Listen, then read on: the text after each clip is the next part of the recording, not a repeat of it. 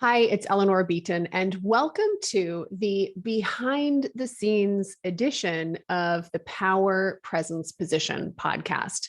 So I decided that in addition to offering our show as a podcast, I wanted to make video people, so people who prefer to watch content by video, I wanted to make it available to you through our YouTube channel. So that's what this is, a behind the scenes straight take of me recording the Power Presence Position podcast. So on this video, you're going to hear some outtakes. You're probably going to hear me offering instruction to my podcast production colleagues, but I'm leaving it all in here for the sake of authenticity, transparency, but also because quite frankly, for efficiency and ease.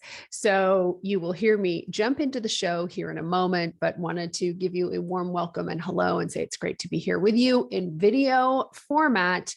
If you want to listen to the show, you can go to Power Presence Position on your favorite podcast player. And of course, you can get all the details on the show notes, all of that at eleanorbeaton.com. All right, so let's dive into the official recording for the show.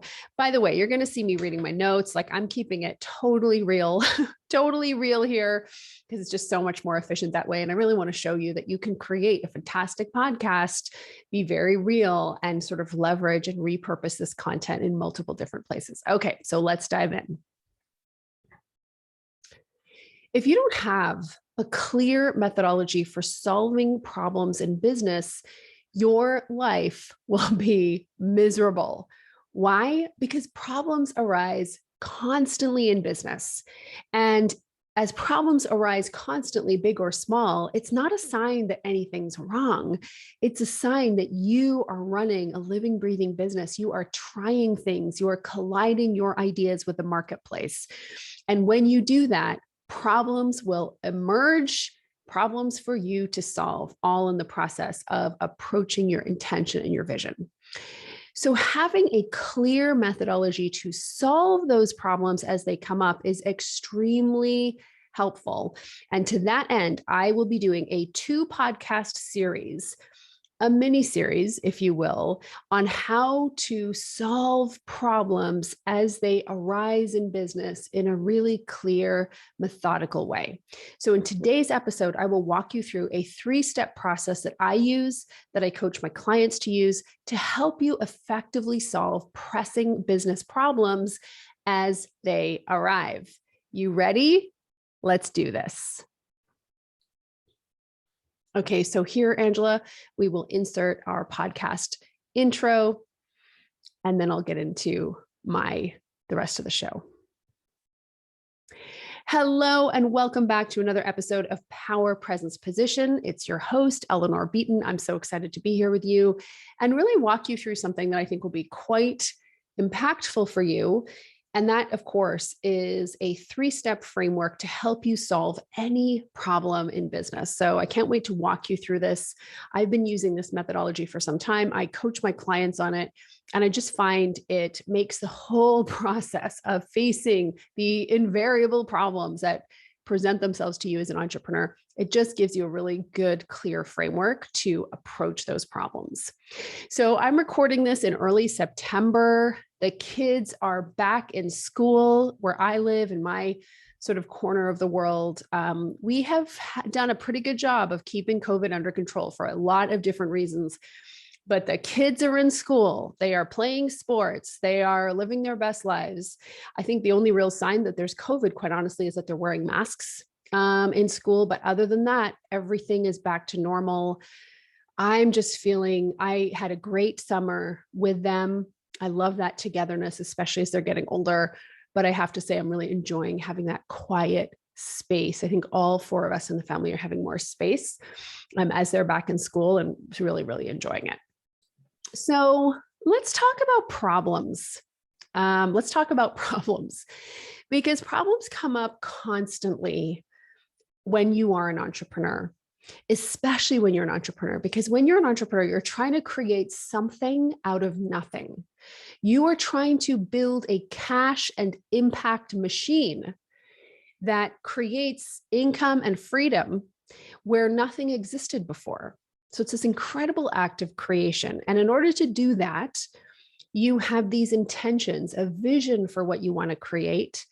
And then the act really of being an entrepreneur is colliding those intentions with the real world through intention and action.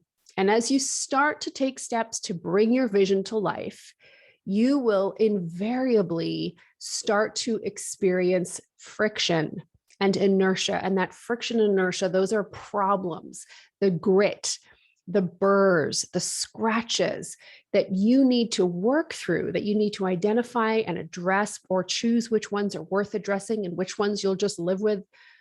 But you've got to identify them, see how worthy they are of solving, and ultimately work through some of them in order to get closer and closer to your intention, right? So the act of building and running a business really is the act of trying things that bring you closer to your vision, encountering problems, and then solving those problems.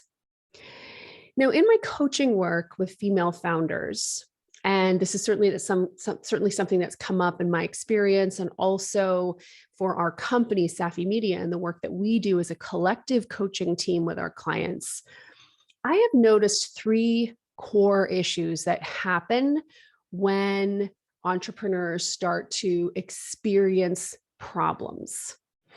So there's 3 core things, as entrepreneurs invariably start to experience the myriad problems that happen as an entrepreneur. Number 1, sometimes you can think that the fact that you are encountering problems means that you're doing it wrong, means that something's wrong with you as an entrepreneur, or something is wrong with your business. So that's the first thing. The second thing that can come up is that you start to use those problems as a reason to isolate. So you start to bury your problems in self-reflection, in journaling, in worrying. So you take these precious little problems and keep them to yourself and think that that's the way to handle the problem. And the third thing that I sometimes see is the act of jumping to conclusions. So the problem exists, you want to handle it really fast, get it out of your way. So you jump to conclusions, usually by inaccurately diagnosing what the problem actually is. So you expend a ton of energy solving the wrong thing. Okay, so these are the 3 things that I see happening. And none of these are useful or helpful or help you move toward your goal. Okay, so let's think about it. This first habit of thinking that problems, or the fact that you have problems in your business, means something's wrong with you as an entrepreneur. I have, in my work as a business journalist, years and years, interviewing hundreds of literally the top entrepreneurs in the country, my colleagues, my most successful colleagues, the most successful entrepreneurs that I've coached. I put successful in quotes, meaning in terms of those who are generating the most money and impact. I will say they did not have fewer problems. Okay, they did not have fewer problems at all. I think they probably had a different relationship to the problems that they experienced, right? And here's the thing, when you believe the fact that you're experiencing problems in business, and you're believing the fact that that means there's something wrong with you, or there's something lacking in your business, or your business is inadequate, or you're inadequate as a leader, first, that's not really a helpful belief. But the second thing that happens is that you start to sort of resent problems, or problem solving starts to create a lot of suffering. And I will say that solving problems usually creates some form of pain. Like, did you really get out of bed today wanting to solve a problem? Or did you want to get out of bed and experience success problem free? Of course, everyone would choose the latter. But the reality of entrepreneurship is you're going to get out of bed in the morning, and there's probably going to be some form of a problem that you need to solve. And when you think that that's a sign that there's something wrong with you or your business, those problems create a lot of suffering versus pain, right? Suffering is like all of the negative connotations. Pain is just what happens when you deal with the issue itself, right? So that can happen. When you bury problems in self-reflection or journaling, or just kind of navel gazing or thinking to yourself, like you just keep these problems quiet and private and to yourself, one of the things that can happen is that those problems can really fester and stagnate. I was writing to my incubator clients. I write them a Monday morning email, and I was writing to them in my Monday morning email that honestly, problems require oxygen. They require ideation. They need discussion. They need to be aired and reviewed and discussed out loud, not sort of keep to yourself to fester, right? And then the third thing, this idea of jumping to conclusions and inaccurately diagnosing problems, when you do that, you slow down momentum. So at the end of the day, the reason that I created this podcast, is because I see a lot of entrepreneurs lacking a clear approach to problem solving in your business. And because you don't have a clear approach, it means that you create a lot of suffering for yourself. Your problems fester and stagnate, and ultimately you really slow down momentum. So now that you know these three core issues that come up, as you are approaching solving problems, let's actually walk through the 3-step process to help you be a better solver of problems in your business. Okay, editing note, Angela, let's do the musical transition here, and we're going to use the song A Gentle Transition.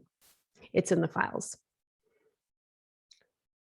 All right, so we've talked through how important it is to come up with an approach to solving problems, and we've also talked through the 3 core issues that plague female founders when it comes to solving problems in their businesses. So I wanted to kind of go up 20,000 feet before we get into the 3-step process to solve any problem. I wanted to sort of just sort of take a bit of a step back and introduce a philosophy that I have about solving problems that will be really helpful to you. And here it is. You always want to separate the problem itself from your approach to solving the problem. Okay, so you want to separate the problem from your approach to solving the problem. I can best explain this through the use of a story. So recently, in fact, this whole series was inspired by these really excellent client who brought a question to one of our group coaching calls. And what she was saying is, listen, I have a 6-figure scalable offer. And so, of course, for those of you who don't know what that is, SFSO, that's language that we use in my company. And that really denotes a single offer capable of scaling, of delivering at least 6 figures in annual sales. So a single offer capable of delivering 6 figures or more in annual sales, and that's totally scalable. So you could sell $100,000 worth of that offer, $500,000 worth of that offer, and you could still totally do it. So it's scalable, right? So that's an SFSO. And then we also have an HTFFO, a high ticket 5-figure offer. And that's very often where most service businesses start. And that could be like your one-on-one coaching package, your one-on-one consulting package. So she says, listen, Q3 sales for our SFSO are slow. So should we switch our attention to our high touch 5-figure offer and focus instead on that offer to improve cash flow? And it was a great problem that they were experiencing. And so their approach was just to go right into solving the problem. And so here is where I would say my first piece of advice is always separate the problem itself from the problem solving approach. So what happens so often as entrepreneurs, we're so impatient. So we just want to dive in and solve the problem.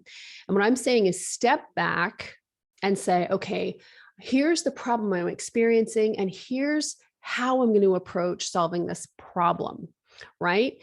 When we jump into problems without thinking how we want to approach the problem itself, we get rushed, we start jumping in, we start trying to fix things without effectively thinking things through. So that's where you really want to say, okay, here's the problem I'm experiencing. Sales are slow. And here's the approach I'm going to use in a really deliberate and intentional way. I'm going to use this specific approach to solve the problem. And so the approach that I would recommend is actually the scientific method. Okay, so you've got your problem and your approach to solving the problem. And that approach to solving the problem is the scientific method. Okay, so what's the scientific method? For those of you who didn't pay enough attention during science labs and in science class, and of course, there's a lot of you listening to this show who are indeed scientists who will totally get this. Here's what I love, that scientists understand that so many entrepreneurs do not understand. And what scientists understand, because of their rigorous training in the scientific method, is that it's not always immediately obvious, the link between cause and effect. It's not always, we jump to a lot of conclusions by saying, I'm experiencing this result. This must be the reason why. In the real world, there's so many different variables, so many different things that can impact what happens. And so you want to be disciplined about figuring out which of all the causes is creating the effect. Okay, so that's the scientific method. The scientific method provides you with a very clear 3-step process to approach problem solving. And ultimately, it takes into account that, in any kind of problem, there could be a number of different things causing it. So we're just going to systematically identify what those things could be, and one after another, test them to see what is actually creating this problem. Okay. It's different. It's organized, it's orderly, it's disciplined, it's a clear approach. And you can see when you embrace problem solving with this philosophy, you have more of sort of a curiosity mindset. You're a little bit more methodical and you're a lot less emotional about it. Okay. So scientific method. And I can remember Martha Beck teaching me to use the scientific method in how I coach people. But honestly, you can use the scientific method, for problem solving generally. So the scientific method is this: hypothesis, antithesis, thesis. Okay, hypothesis, antithesis, thesis. Let's go through what each of those components are, and that's up next. Okay, Angela, we're going to do another musical transition, and this time we're using the song A Gentle Transition. Okay, so let's start with your hypothesis, okay? So a hypothesis is a proposed explanation made on the basis of limited evidence as a starting point for further investigation. Let me say it one more time. A hypothesis is a proposed explanation made on the basis of limited evidence as a starting point for further investigation. So you're taking a stab, you're making an educated guess based on the information that you have on what is causing this problem. And this is a starting point for further investigation, right? So that how do you create an effective hypothesis? So when I was coaching this client, what we were trying to do is figure out what's the actual problem you're experiencing, and then what's the hypothesis. Let's come up with a decent guess for why you're experiencing this problem. Okay. So first of all, you've got to actually clearly define the problem. Guys, when you're experiencing a problem in business, state the problem in a sentence. Reduce that problem down to its simplest essence. So what this client came to me, she said, she was asking me, look, should we sell our high ticket 5-figure offer in order to generate more money, or a 6-figure scalable offer? She thought that was the problem. But the problem was actually that sales were sluggish. Q3 sales are sluggish, right? That's the problem. What is the problem you're experiencing, entrepreneur? My problem is that Q3 sales are sluggish. Okay, so that's the first thing. Actually clearly define a problem so that you can actually come up with a hypothesis. So she defined the problem as clearly and as succinctly as she could. And then I asked her, okay, great. So based on that, what are all the potential explanations for why that could be happening? If sales are sluggish, what are the reasons that you think they're sluggish? So she started listing out a number of different reasons, and we kind of wrote them down. So here we're gathering potential hypotheses. She was like, I think my email list might not be big enough. Number two, another hypothesis is the cost is too high. Number three, maybe my messaging is off. And number four, maybe I'm selling to the wrong audience. Okay, so she gave a bunch of different potential hypotheses. And in the scientific method, what you need to do is choose one, right? Choose one of these hypotheses that you think is most likely to be the reason that you're experiencing the problem. And so what she did, she's like, well, the problem that I'm going to choose here, the issue I really think I'm having, my real hypothesis is that my email list is too small. Okay, there we have it. Phase one of the scientific method complete. She has a hypothesis. Sales are slow because my list is too small. Okay, Angela, we're going to do another musical transition using the song A Gentle Transition. All right, so in our example, the entrepreneur who is experiencing sluggish Q3 sales has listed out for hypothesis. She's listed out a number of hypotheses. And based on the limited information that she has taken a stab, a very educated guess, that the core reason she's not selling as much as she wants to is because her email list is too small. She took a look at all the other potential reasons and she said, no, I think this one is the core reason. So she's come up with a strong hypothesis. Now, a fool takes that hypothesis at face value and is like, and proclaims to everybody, this is the reason. A smart CEO who is en route to educate, to building CIA, cash, influence, and autonomy, does not rush in and make boneheaded conclusions based on no evidence. She uses the scientific method to solve her problems. And so she starts with a hypothesis. And now she is going to try to prove herself wrong. Antithesis. So you come up with a hypothesis, and then you start doing experiments to prove yourself wrong. Hypothesis, antithesis, thesis, right? So antithesis means trying to prove yourself wrong. Okay, so remember, her hypothesis is my list is too small to generate the sales that I want. Okay, so she's going to try now to prove that hypothesis wrong. And so in the coaching, we came up with 2 quote unquote experiments she could do to prove that hypothesis wrong. And P.S., she wins either way, right? She wins either way. So think about it. So her hypothesis is my list is too small to sell effectively. So experiment number 1, she's going to go to the list that she has, and she'd been trying to sell it to individuals, and she came up with another experiment. I'm going to try to sell it to the corporate market, to my corporate buyers. I've been really successful selling them other things. I'm going to try to sell them this offering in the same way. And lo and behold, if they buy, I will have proved myself wrong. I will have proved to myself that it wasn't a list size issue. It was, I was selling to the wrong people.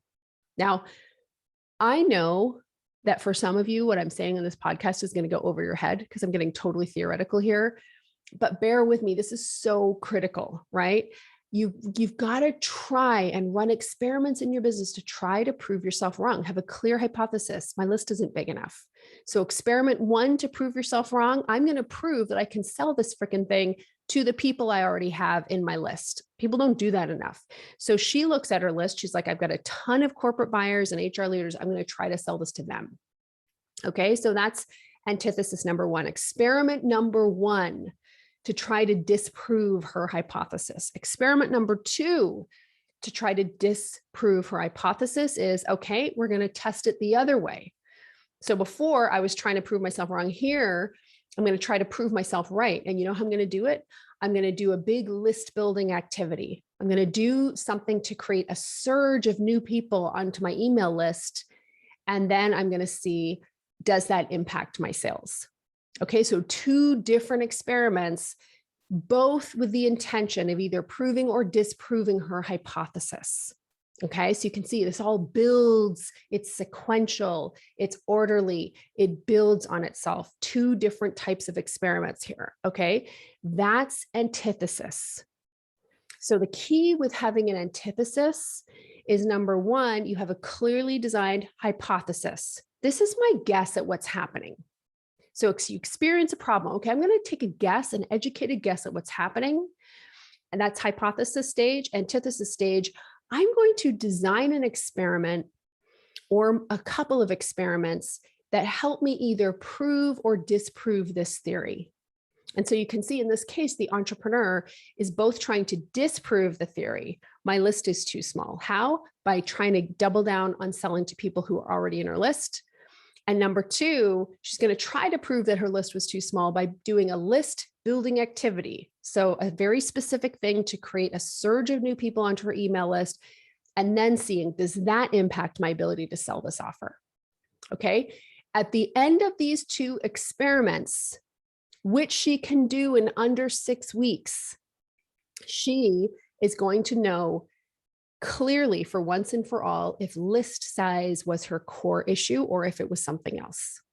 Okay, and this is important information to have in your business. And then at the end of that, we move into the third stage of the scientific method.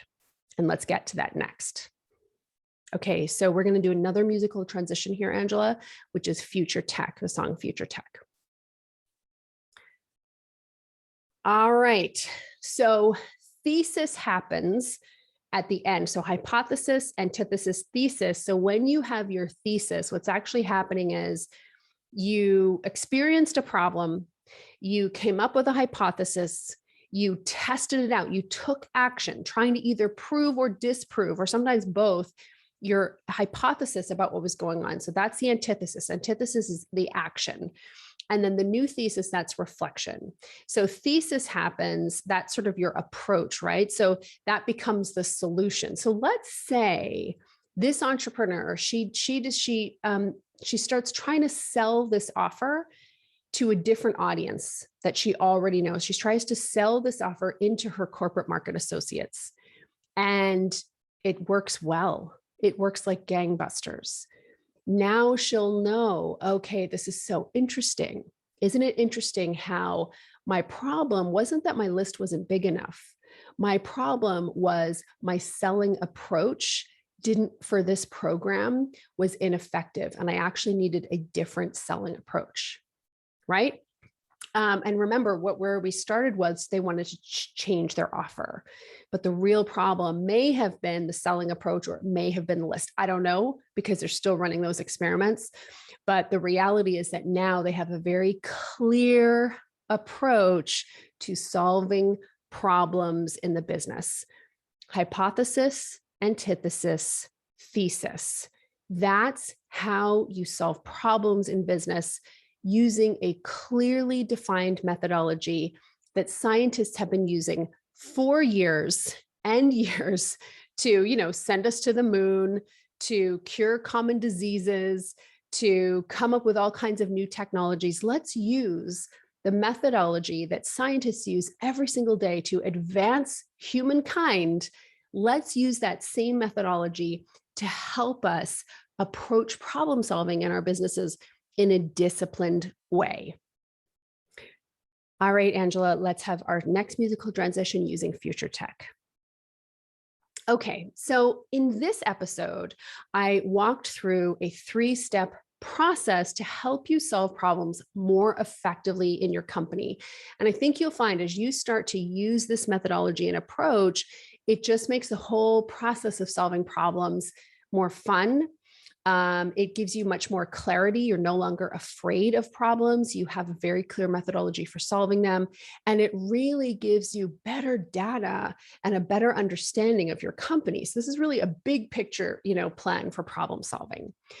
In part 2 of the problem solving series, I wanted to take a deep dive into one of the steps, and it's antithesis, right? So hypothesis is where you come up with you're a good guess about what you think is going on. So in hypothesis, you're both, number one, identifying the real problem as clearly as you can. And number two, coming up with a hypothesis for what you think could be happening. Antithesis is where you take action. That's where you start trying to either prove or disprove your hypothesis about what is actually wrong, the problem that actually needs to be solved. And this is where I think there's room for a more elevated approach to taking action in business. And the reason I think this is because I've seen so many women entrepreneurs who are doing in your company, and you're starting to get really depleted. And I think there's another way to take action. And so in the next episode, I'll be laying out a 4-step process to help you take effective action in your company without depleting yourself or quote unquote over efforting. So we'll lay that out in the next episode. But you definitely want to stick around, because in a minute here, I'm going to tell you what else is happening in Safi land. Okay. Angela, we're going to do another musical transition with the song Future Tech. And I'm going to pull up some information. Okay, perfect. Still here? Nice. All right. Let me take you into what's new with Team Safi here at Safi Media. So one of the things you probably noticed from listening to this episode is just how organized we are, or how we like to take a really disciplined and orderly approach to growing business. I think it's discipline and structure gives us so much freedom, which is essentially what we're after when we're building jewel companies, jewel businesses that deliver cash, influence, and autonomy. So how do you do that? I think it's by creating a really disciplined and structured approach to creating our 7-figure businesses. So I encourage you to go to 7figureecosystem.com. So it's the number 7, 7figureecosystem.com. And there you're going to be able to get hold of a report that I personally wrote that really shows you a systematic approach to building what we call a premium price ascension model. So this is the model that we teach to help entrepreneurs and female founders like you build scalable 7-figure businesses that deliver 30% or more year-over-year growth, that deliver 30% or more profits so that you can reinvest in growth or in your personal wealth, and deliver 30% open time so that you have time to enjoy the business that you've built, to think deeply, to create epic work. You have to have open, unscheduled time in order to do that, so you can work on the business. So go get that resource. It's about a 15-page report, and you can get it at 7figureecosystem.com. Again, that's the number 7. When you go and download that, you will get on my email list. And on that email list, you will get information about a live training that I'm going to be doing in early October that's all about how to really unleash on the market your bold, authentic voice. One of the things that people do not talk about enough is the importance of edutainment, right?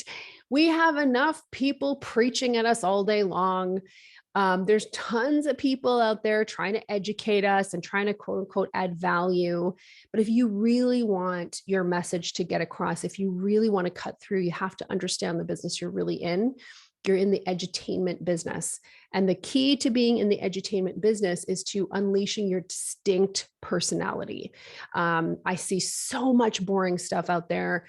And it's not that it's being delivered by boring people. It's because it's being delivered by people who need some pointers and tips on how to really unleash the power of your authentic, bold, and brazen voice. So get on the email list, go to 7figureecosystem.com, download that report. You'll get on my email list, and I'll tell you all about that training that's happening live in early October.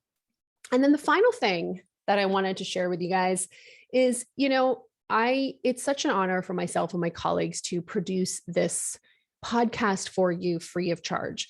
We are very clear that we believe women-owned businesses are going to advance global gender equity. And we know our part is to double the number of female founders who scale past $1 million in annual revenue by 2030.